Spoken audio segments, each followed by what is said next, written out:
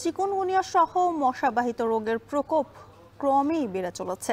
তারপরেও ভ্রুক্ষেপ নেই প্রশাসনের, মশক নিধনে নেই সিটি কর্পোরেশনের কোনো কার্যক্রম। কুমিল্লা নগরীর রেসকোর্স থেকে বিস্তারিত জানাতে যুক্ত হচ্ছেন মাসুদ আলম। মাসুদ, মশক নিধনে প্রশাসনের কোনো উদ্যোগ নেই কেন, জানাবেন?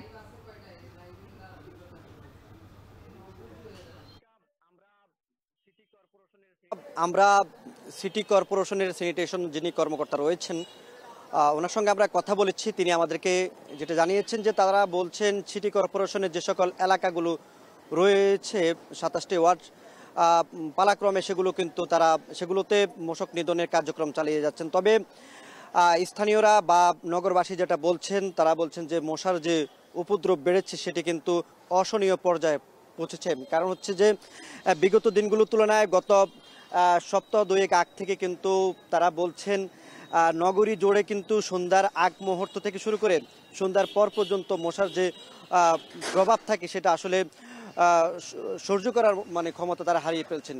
তারা বলছেন যে এই মশার কামড়ে তাদের আশপাশ এবং পরিবারের বিভিন্ন রোগ কিন্তু এই যে মশাবাহিত বিভিন্ন রোগে আক্রান্ত হচ্ছেন। মশক নিধন কার্যক্রমের যে বিষয়টা থাকে সবসময় আসলে পাড়া মহল্লায় বা ড্রেন কালভার্ট পরিষ্কার করা সেগুলো কিন্তু আসলে খুবই কম হচ্ছে, অতীতের তুলনায় একেবারে কম। যার কারণে কিন্তু তারা মশা মারার জন্য যে ধরনের ব্যবস্থাগুলো করে থাকেন, বিশেষ করে হচ্ছে কয়েল এবং বিভিন্ন ধরনের স্প্রে, এই ধরনের জিনিসগুলো বাসাবাড়িতে ব্যবহার করার পরেও মশার থেকে তাদের কোনো নিস্তার নেই। মশার কামড়ে আক্রান্ত হচ্ছেন ডেঙ্গু এবং চিকুনগুনিয়া।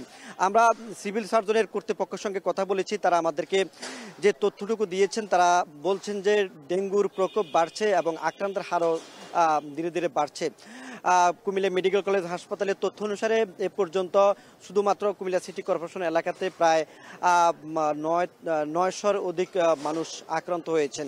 একই সঙ্গে গত কয়েক মাসে জেলাতে আক্রান্ত হয়েছেন বা জেলার বিভিন্ন হাসপাতাল থেকে যে সকল তথ্য রয়েছে, জেলাতে আক্রান্ত হয়েছেন প্রায় 2200 থেকে 2300 মানুষ, এমনটাই তথ্য জানিয়েছেন।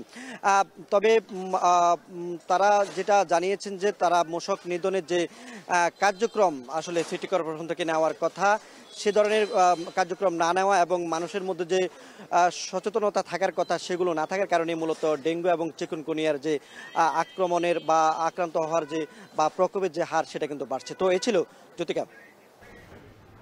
কুমিল্লা থেকে ডেঙ্গু পরিস্থিতির খবর জানাতে যুক্ত ছিলেন মাসুদ আলম।